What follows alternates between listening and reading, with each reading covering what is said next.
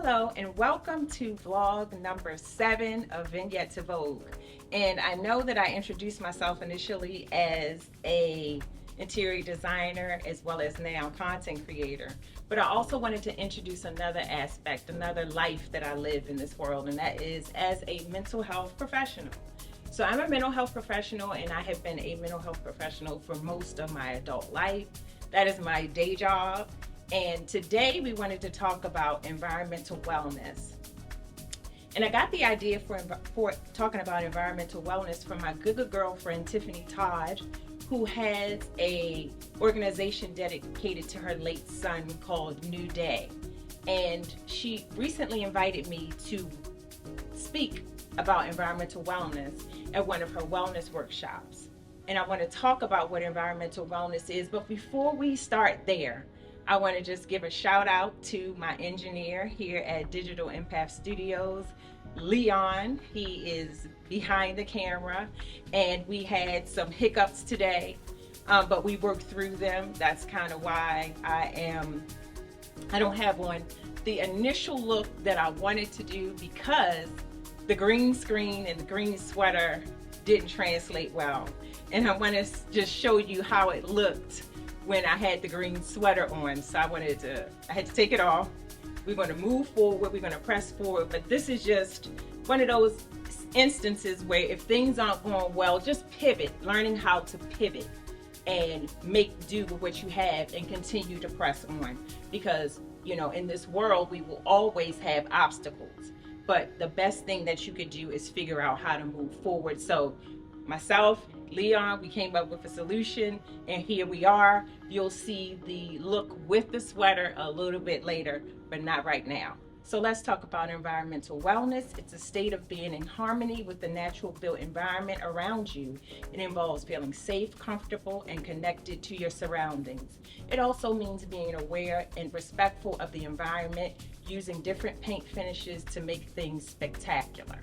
So environmental wellness, if we just think about what that means, being well in the environment that you're in, feeling good. So one of the reasons that I wanted to wear green today is because green is one of the most healing colors. And we'll talk about why that is a little bit later, once we talk about what color psychology is. And color psychology is also known as color theory or chromotherapy, and it talks about how color impacts humans, how we feel about those colors and what those colors incite in you.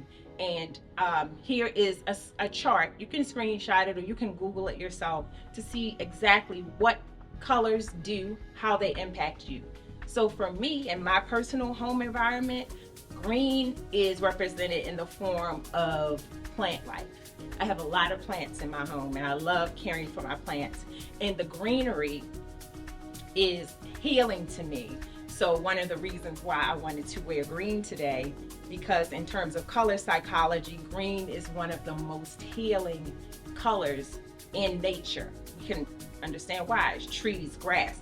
A lot of our planet is covered in green. The parts that aren't covered in blue by water are covered in green. So I wanted to wear green today to just talk about how healing it was. But again, it was a little misstep with the green screen, but we worked forward and we are here to talk about other aspects of color.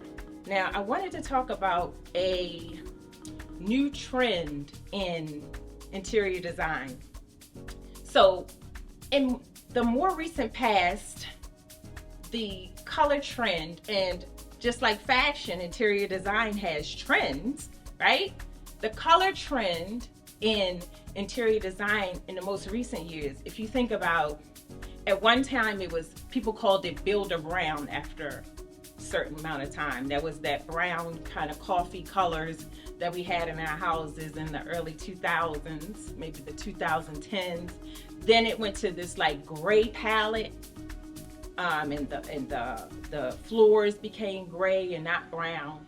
And then we went into this like what I call warm whites era of interior design, which I absolutely love, and I am still stuck there. The woods were blonder, the walls were white, but warm whites. The stonework was whiter, not as red. And I have some images of some of those examples because that is currently one of my favorite design choices.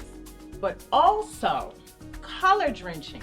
Color drenching has, I think color drenching literally is a response to the all white phenomenon. I think designers got so tired of it that they just started to drench rooms in color. So color drenching refers to the design technique where you paint essentially every surface in the room with the same color, creating a fully immersive, cohesive look by using one dominant hue across walls, ceilings, trim, even furniture,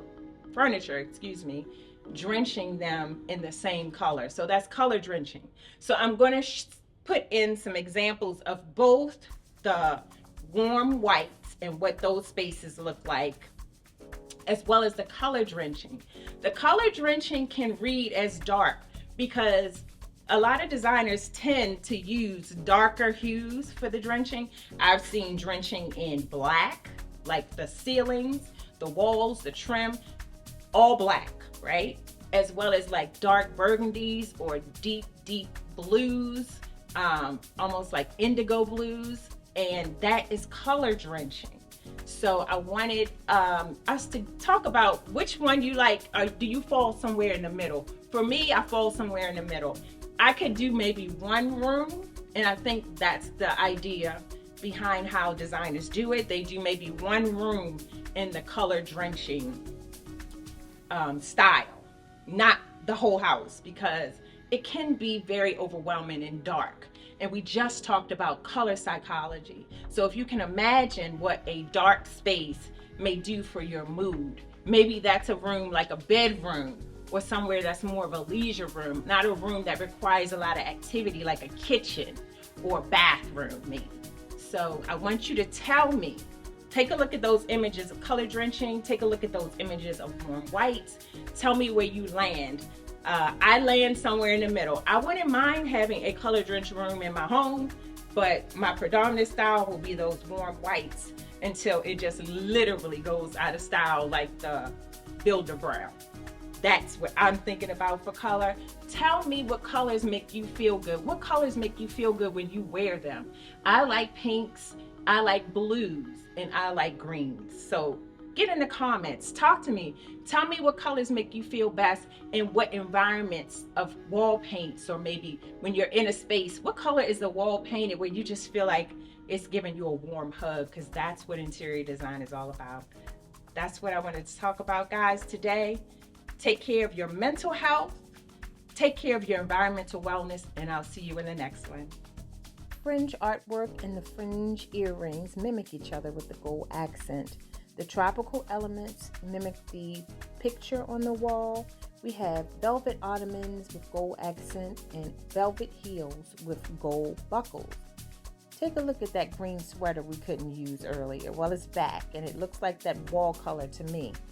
The tropical purse as well as the tank mimic the banana leaves and the other foliage in the artwork. The yellow, look at the yellow, looking like the background of the artwork. And that black in the tank as well as the pants mimic the beautiful lady's skin in the artwork. One more time for those fringe earrings and that fringe artwork on the side. It's Vignette to Vogue, baby.